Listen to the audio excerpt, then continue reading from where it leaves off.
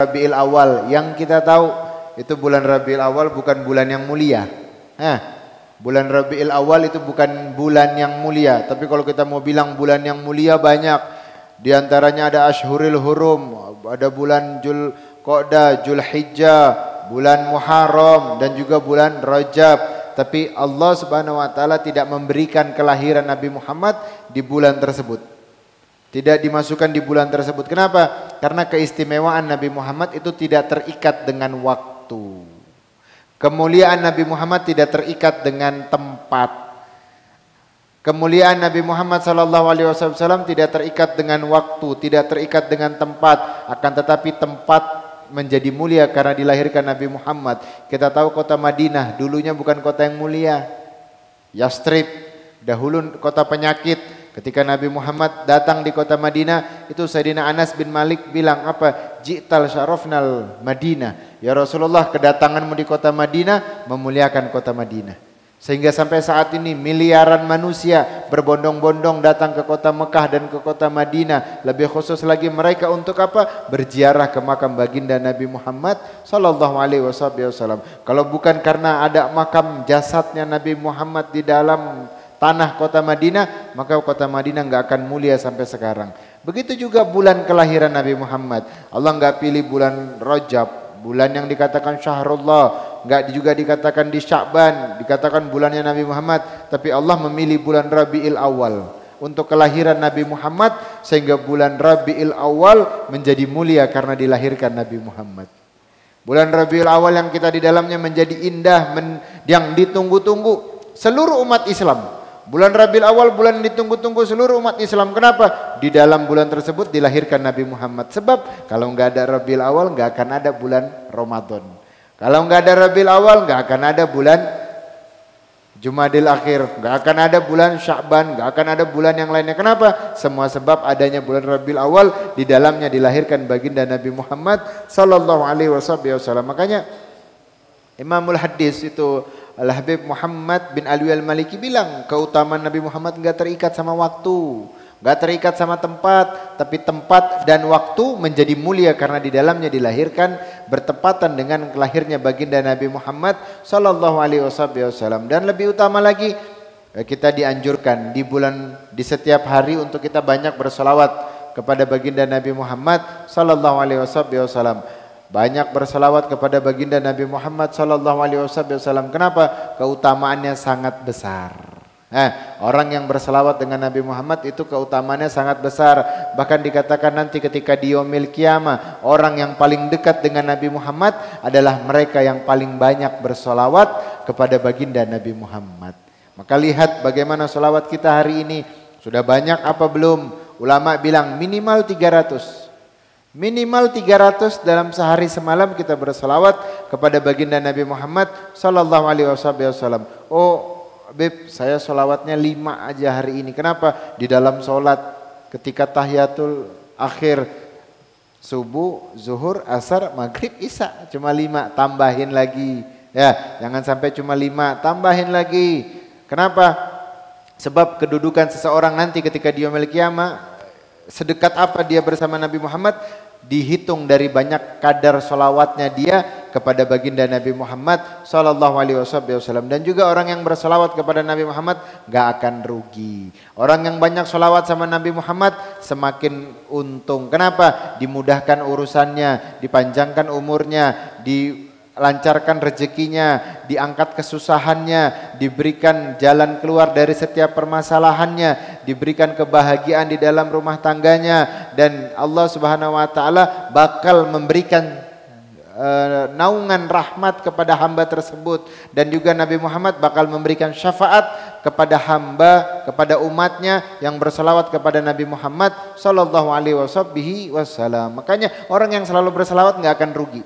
Itu disebutkan Syekh Farasdak. Itu Syekh Farasdak, orang yang selalu berselawat, muji Nabi Muhammad sallallahu alaihi wasallam. Dia punya pujian untuk Nabi Muhammad sangat luar biasa. Dia senang muji Nabi Muhammad, senang gosida sama Nabi Muhammad. Tiap hari, tiap saat, tiap waktu dia selalu gosida, muji Nabi Muhammad sallallahu alaihi wasallam. Sampai sewaktu-waktu ada orang yang enggak senang sama Syekh Farasdak ini. Kenapa? Kerjaannya muji Nabi. Ini orang gak senang sama orang yang selalu memuji Nabi Muhammad sallallahu alaihi wasallam. Maka dia undang Farasdak ini untuk makan siang di rumahnya. Dia undang, wahai Syekh Farasdak, ayo saya undang kau makan di rumah saya. Maka ketika datang makan, Syekh Farasdak ini bukan dikasih makan, akan tetapi dipersekusi. Ya, dipegang terus dikasih keluar lidahnya, dipotong. Digunting lidahnya sama orang yang tidak senang dengan bersolawat tadi. Maka ditanya, kenapa engkau memotong lidahku? Katanya orang tadi, saya enggak suka. Kenapa? Engkau terlalu memuji. Engkau terlalu banyak dalam memuji Nabi Muhammad sallallahu alaihi wasallam sehingga dipotong lidah Farasdak tadi. Itu ketika Farasdak dipotong, dia pegang lidahnya, nangis, nahan sakit, merintih. Kemana Farasdak? Pulang ke rumahnya? Enggak. Dia datang ke kota Madinah.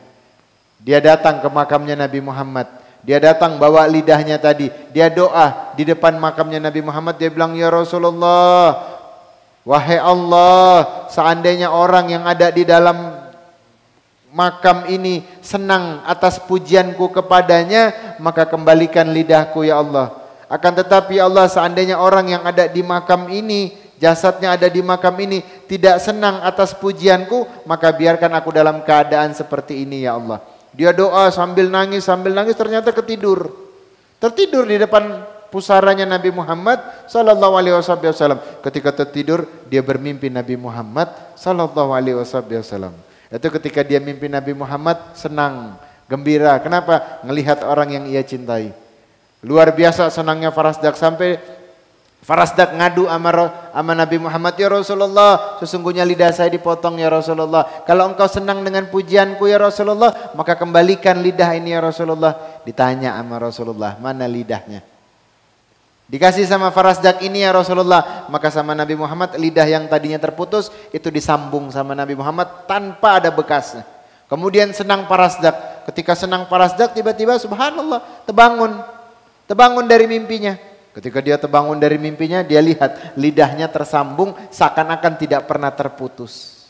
Seakan-akan gak pernah terputus. Gara-gara kenapa? Banyak bersolawat kepada baginda Nabi Muhammad sallallahu alaihi wasallam. Makanya ada nggak satu amal yang kalau kita lakuin itu bikin bosan sama kita?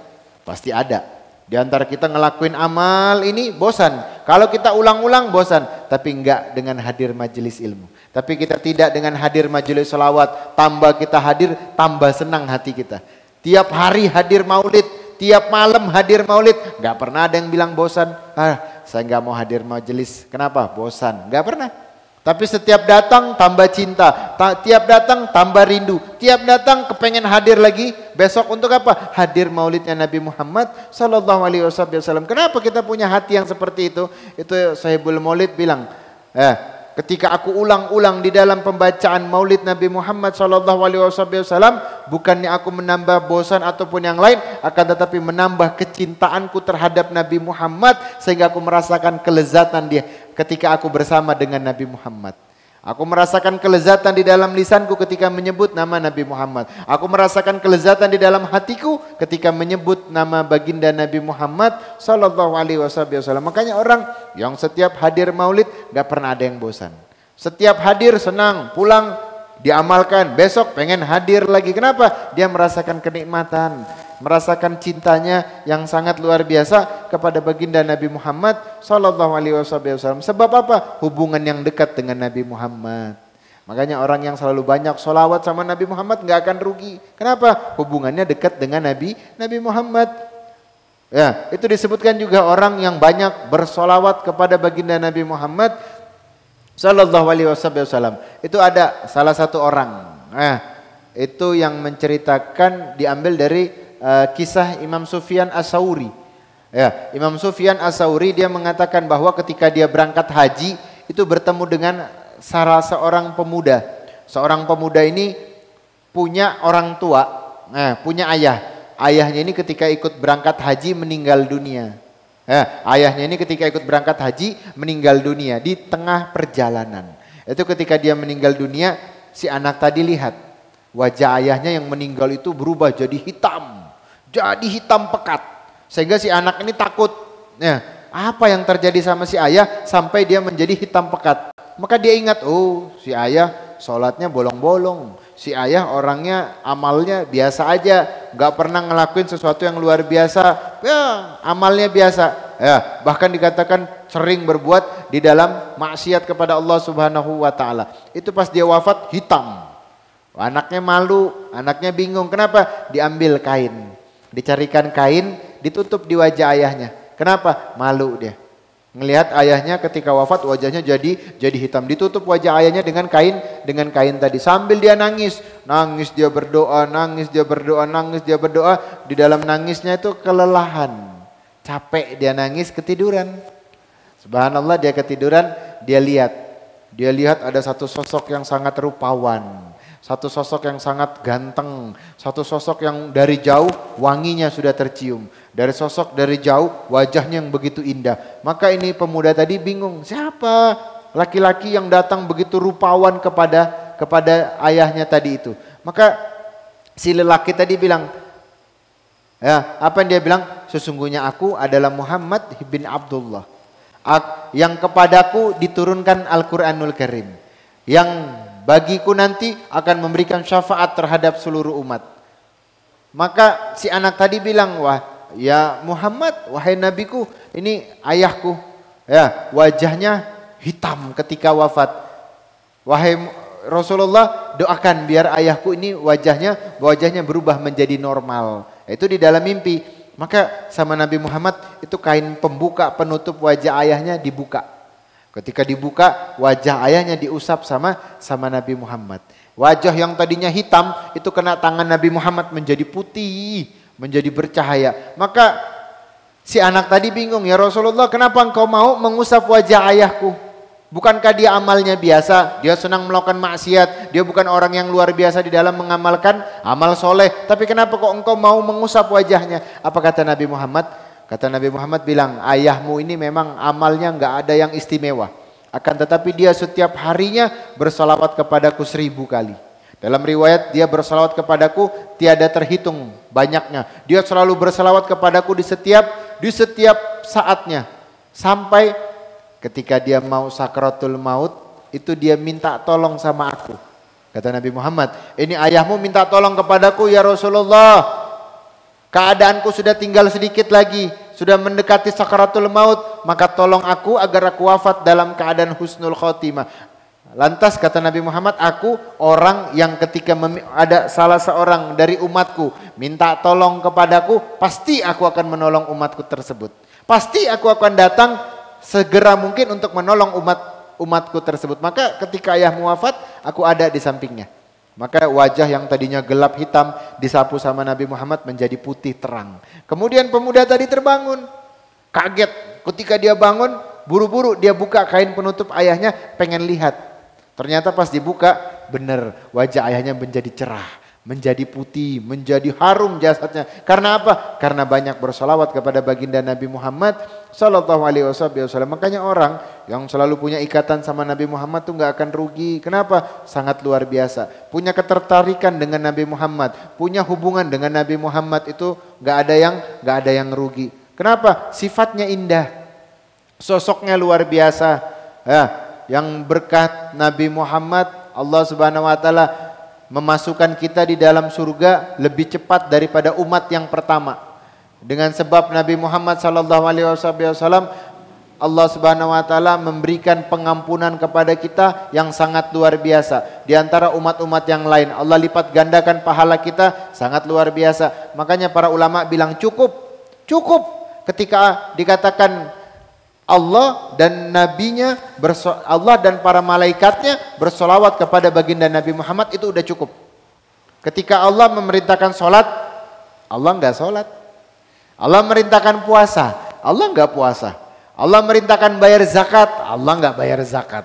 Allah merintahkan perkara yang lain, Allah enggak ada yang ngelakuin. Kecuali satu, ketika Allah perintahkan sholawat, Allah ikut bersolawat kepada baginda Nabi Muhammad Sallallahu Alaihi Wasallam. Makanya ketika kaum solihin bilang, ketika Allah bersolawat, nah malaikat bersolawat, itu udah cukup.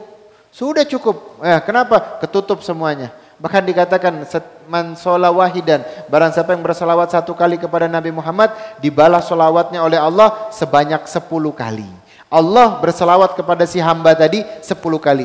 Yang Imamul Haddad bilang, kalau 10 kali selawat dari Allah, itu dikatakan 1 selawat aja dari Allah kepada kita sudah cukup bekal kita dari kita lahir sampai kita nanti di dalam surganya Allah Subhanahu wa ta'ala. Akan tetapi Allah kasih karunia kepada kita berapa? 10 kali. 1 selawat Allah balas 10 selawat dari Allah Subhanahu wa ta'ala. Itu dikatakan orang yang selalu berselawat kepada Nabi Muhammad pasti dosanya diampuni oleh Allah.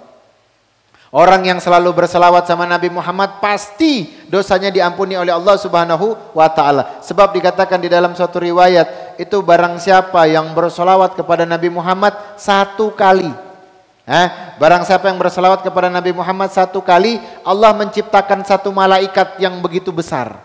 Sebesar alam semesta ini. Malaikat tersebut memiliki 2 sayap. Di setiap sayapnya ada bulu. Yang jumlah bulunya tadi seperti banyaknya makhluk yang ada di bumi ini. Ketika orang tadi berselawat kepada Nabi Muhammad, Allah perintahkan malaikat tadi untuk mencelupkan dirinya ke dalam danau atau dalam suatu tempat cairan dari cahaya. Kemudian malaikat yang besarnya seperti alam semesta, punya bulu yang banyaknya seperti makhluk yang ada di alam semesta ini, masuk ke dalam cahaya tadi, kemudian dia keluar. Ketika keluar, setiap 1 tetes dari bulunya jatuh ke permukaan alam semesta, itu Allah jadikan 1 malaikat. Dalam 1 malaikat tadi berzikir, dalam 1 malaikat tadi beristighfar kepada Allah untuk orang yang bersolawat kepada baginda Nabi Muhammad sallallahu alaihi wasallam. Bayangkan berapa juta, berapa miliar malaikat yang jatuh, yang berapa tetesan yang jatuh ke dalam alam semesta ini, terus berubah jadi malaikat, terus malaikat tadi beristighfar kepada Allah Subhanahu wa ta'ala untuk orang yang bersolawat kepada Nabi Muhammad walaupun hanya 1 kali. Sampai kapan malaikat beristighfar? Apakah 1 menit, 1 jam, 1 bulan, 1 hari, 1 tahun? Enggak. Akan tapi kata Nabi Muhammad, sampai yaumil kiamah. Sampai yaumil kiamah, malaikat yang ditugaskan oleh Allah tersebut beristighfar kepada orang yang bersolawat kepada baginda Nabi Muhammad sallallahu alaihi wasallam. Makanya beruntung orang yang punya hubungan sama Nabi Muhammad. Itu sahabat ngeces. Setiap saat selalu ngecas sama Nabi Muhammad. Ketika rindu, datang kepada Nabi Muhammad. Ketika pengen ketemu, datang sama Nabi Muhammad. Punya rindu, punya masalah, punya apapun, datangnya sama Nabi Muhammad. Ngecas. Nah, kita jauh sama Nabi Muhammad.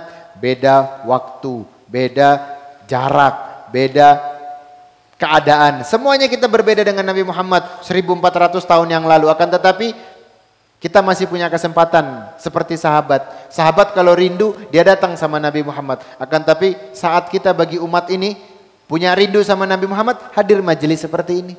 Jangan kita tinggalkan majelis seperti ini. Sudah diberikan wadah, diberikan tempat, diberikan seorang guru, mursyid yang ngajarin kita tentang ilmu, yang ngajarin kita dekat dengan Nabi Muhammad. Terus kita mau sia-siakan yang seperti itu? Enggak. Ayo kita datang cari. Yang mana guru yang bisa ngajarkan kita untuk kenal dengan Nabi Muhammad. Kenapa? Itu ces. Kalau HP kita kadang kita pakai 2 jam, 3 jam, habis baterainya. Bagaimana cara buat ngefull? Kita ces.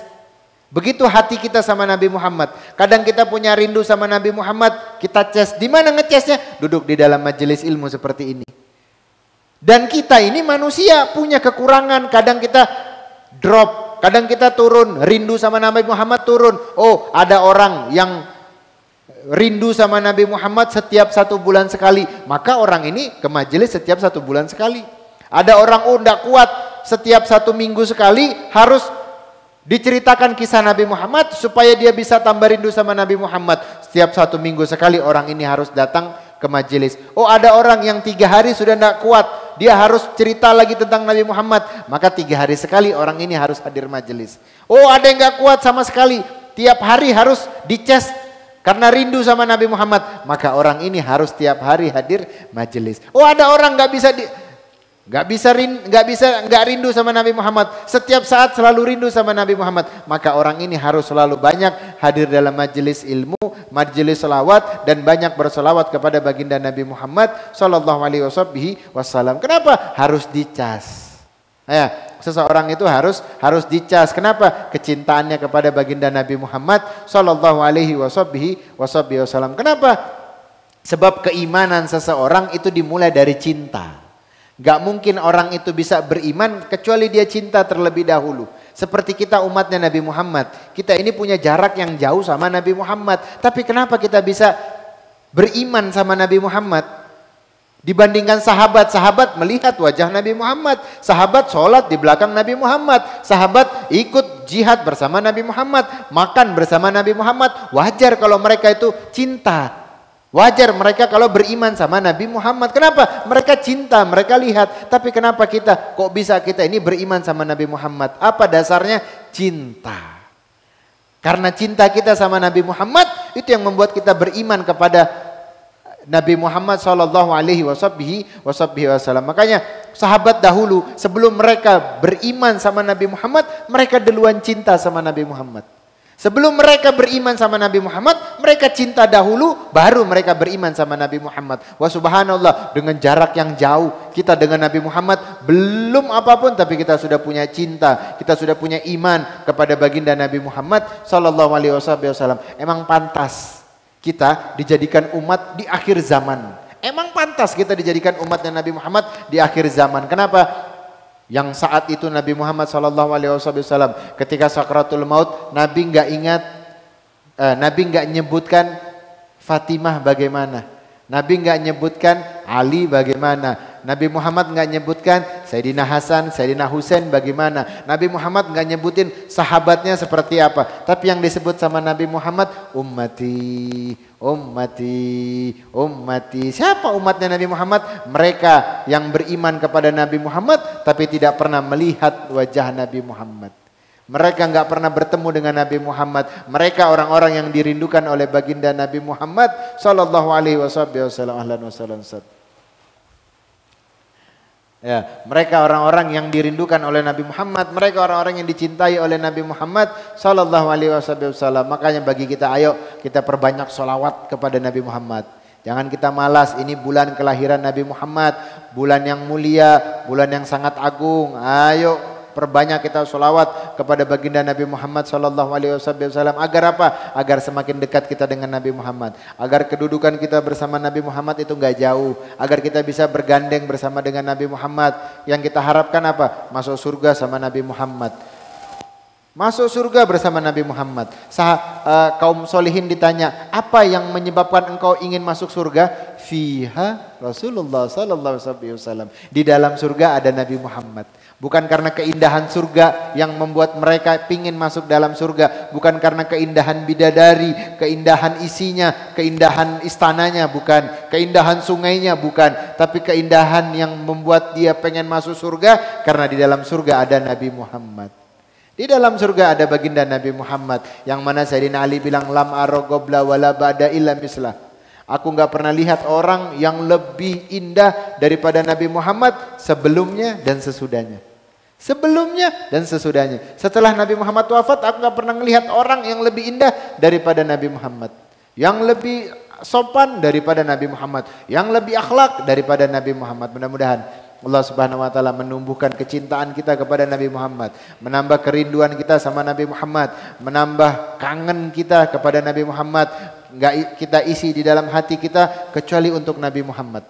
Enggak kita isi hati kita kecuali untuk merindui Nabi Muhammad. Kalau di luar sana orang bisa cinta kepada pemain bola, bisa cinta kepada artis, bisa cinta kepada para pemimpin, lantas bagaimana hati yang punya cinta kepada Nabi Muhammad? Pasti hati tersebut bakal dimuliakan oleh Allah Subhanahu wa taala, bakal diberikan keistimewaan oleh Allah Subhanahu wa taala. Kenapa? Di dalam hatinya diisi kecintaan kepada kekasihnya Allah, baginda Nabi Muhammad sallallahu alaihi wasallam. Mudah-mudahan yang sedikit ini menambah kecintaan kita kepada Nabi Muhammad, menambah kerinduan kita kepada baginda Nabi Muhammad sallallahu alaihi wasallam. Dan alhamdulillah udah datang Ustadz kita, Ustadz Munzir. Nah, ini masih ada waktu 3 jam. Insya Allah mudah-mudahan beliau sampai menjelang sahur. Sampai menjelang sahur. Kuat Ustaz. Sampai menjelang sahur kuat Ustaz. Sama Ustaz tidak kuat. Mudah-mudahan kita minta sedikit dari Ustadz Munzir untuk menyampaikan ceramahnya malam ini. Kurang lebihnya Al Fakir minta maaf. Assalamualaikum warahmatullahi wabarakatuh.